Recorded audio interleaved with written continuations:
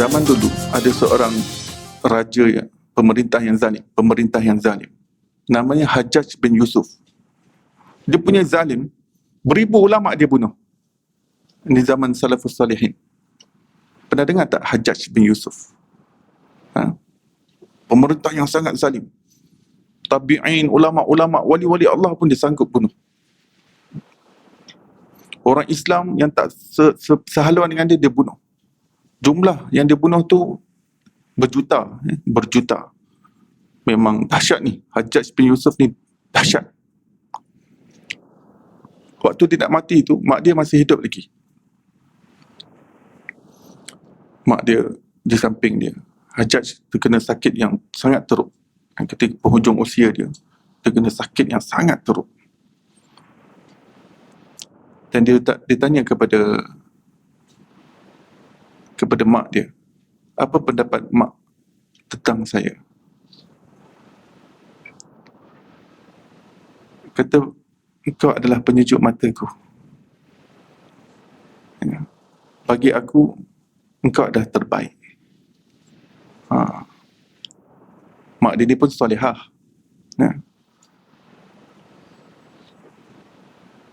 Ini tara Hajjaj bin Yusuf dah buat macam-macam pun, mak dia masih nampak sisi kebaikan dia, dan diri dia tu sendiri, mak dia masih pandang baik.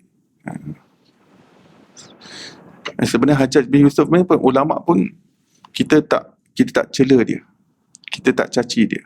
Cukup kita kata dia, pemerintahan dia adalah zalim. Itu je. Tetapi diri dia tu, kita tak kata dia ni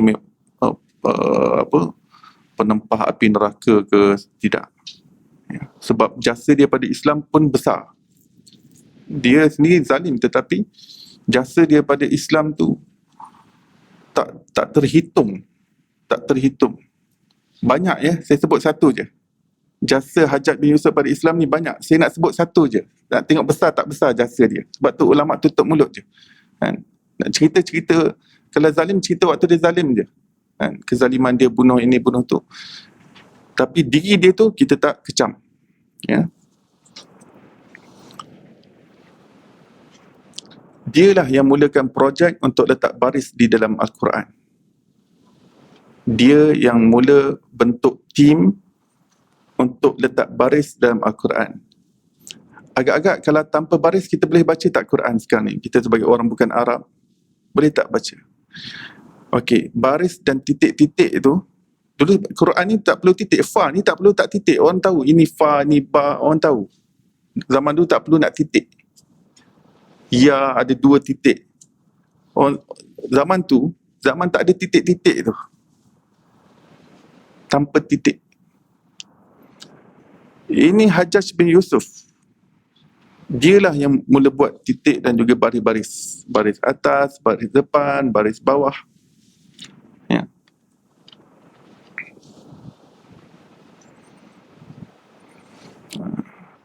Saya perumpamaan itu lebih mudahlah kita faham, kita dengan anak kita. Sebenarnya sikap yang macam itulah kita patut ada pada sekalian orang Islam ataupun sekalian makhluk Allah SWT. Sebab yang kafir pun tanda dia jadi wali Allah lebih besar daripada kita. Dia ada peluang untuk menjadi wali Allah. Hajjaj macam Sayyid Umar pun tadi, hari di mana dia nak bunuh Nabi, hari itu juga dia jadi wali Allah Subhanahu Wa Taala. Terus terbuka terus dengan surah Toha je, terbuka makrifat dia.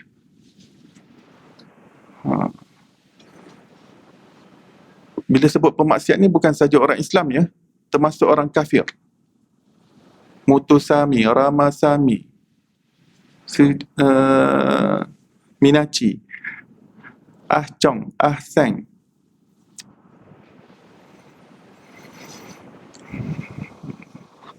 Mereka boleh jadi lebih baik daripada kita. Islam mereka lebih baik. Mereka lebih gigih dakwah agaknya daripada kita. Kalau terima Islam, tu jiran kita tu, kalau dia terima Islam tu, yang Cina tu, tata dia dakwah Islam lebih hebat daripada kita lagi. Lebih juang dia dalam mempertahankan Islam lebih daripada kita. Boleh jadi dia wali Allah Subhanahu Wa Taala. Ya. Cuma dia sedang terperangkap dalam keadaan perbuatan dia yang mengkufurkan atau perbuatan maksiat dan sebagainya, maka kita treat perbuatan itu accordingly. Untuk orang kafir ini kita tunjuk akhlak yang baik lah, itu caranya. Jadi, begitu juga dengan maksiat, kita ibaratkan ia sebagai bau busuk yang ada pada seseorang. Bau busuk tidak akan hilang jika semua hanya pandai mencaci maki.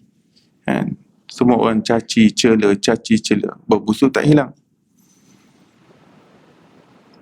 Namun apa yang sepatutnya kita lakukan adalah dengan menunjukkan cara yang terbaik untuk mengeluarkan dirinya daripada bau busuk itu.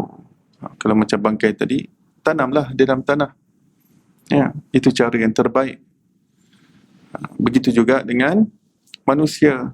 Jika dia buat perbuatan yang buruk, tunjukkan dia jalan macam mana nak perbaiki diri dia, macam mana nak ubah perbuatan yang buruk itu kepada perbuatan yang baik. Wallahu a'lam. Sampai di situ. Jadi kesimpulannya, pengajian yang kita belajar hari ini, kesimpulan dia, khulasah. Jadi kita ada dua aspek. Kita ada zahir dan kita ada batin. Setiap manusia dia ada aspek zahir dan batin. Ya. Daripada sudut batin, iaitu dalam hati, perkara yang kita perlu benci kerana Allah, kita benci kerana Allah. Kita benci maksiat, benci perbuatan jahat, itu benci kerana Allah. Tapi kalau dia benci diri pemaksiat, itu bukan benci kerana Allah. Ya, baik. Kemudian cinta, kita cinta pada diri orang itu, kasih pada orang tersebut. Ya, kita simpan reverence dalam jiwa kita, kehormatan, kemuliaan terhadap orang tersebut.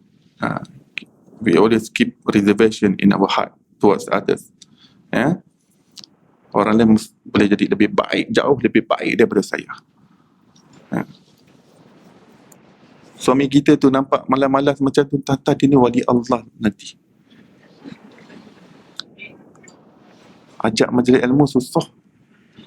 Tapi tata kalau jadi wali Allah, tata lebih baik. Kalau gitu saya teruslah ajak-ajak ayam tiap-tiap kali.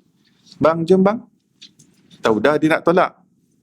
Mana tahu satu ketika yang kita ajak ayam-ayam tu, dia terbuka hati macam Sayyidina Umar baca surah Toha, lebih hebat daripada kita nanti. Ya, lebih istiqamah daripada kita nanti. Tapi jangan berhenti ajak-ajak ayam.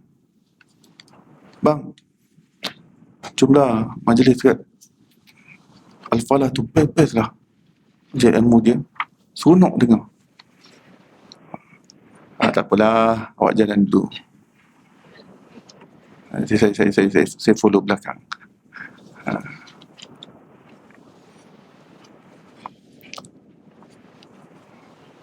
Jangan bergaduh. Abang ni nanti dengan handphone dia sebab sibuk sangat dengan WhatsApp, dengan FB. Belajar ilmu tak nak. Slow-slow tak apa. Jangan kasar-kasar. Slow-slow, ajak-ajak ayam dulu. Ajak-ajak. Bang, jomlah majlis ilmu. Tak apa, jalan dulu. Okey, pergi dulu bang. Assalamualaikum.